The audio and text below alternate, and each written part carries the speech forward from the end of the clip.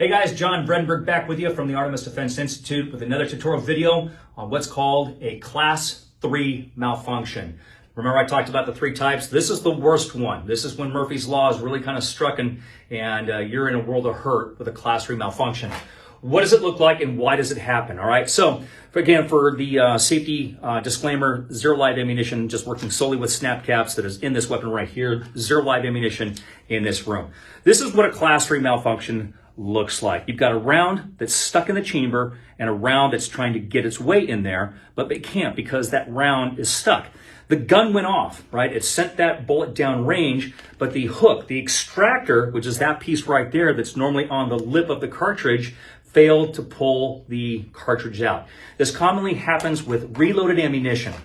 Reloading a casing, a spent casing that you see all over open ranges out there, it can only be done a certain amount of times. Otherwise, the metal tolerances will start to fail.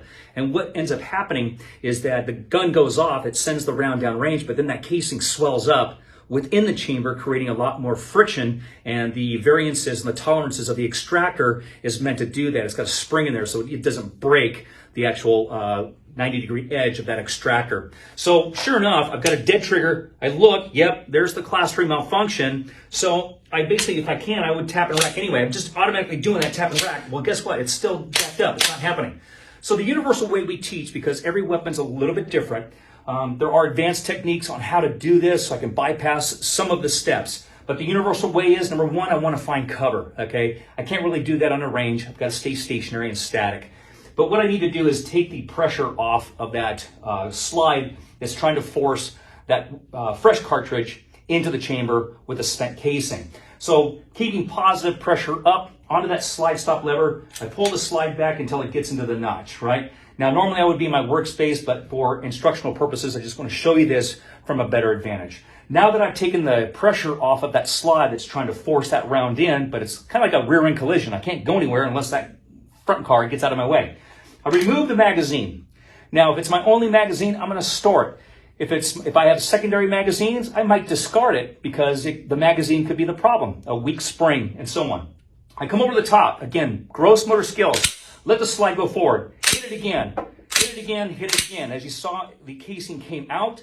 Now it should be empty. A lot of times people will add in an extra step of locking the slide to the rear to visually check to make sure that it is empty. So I just don't load a magazine if there's something still in there and then just induce the Class III Malfunction again.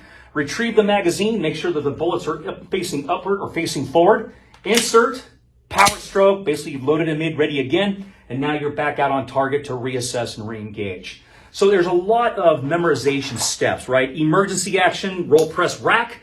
That doesn't work. The gun's still jammed up. Find cover.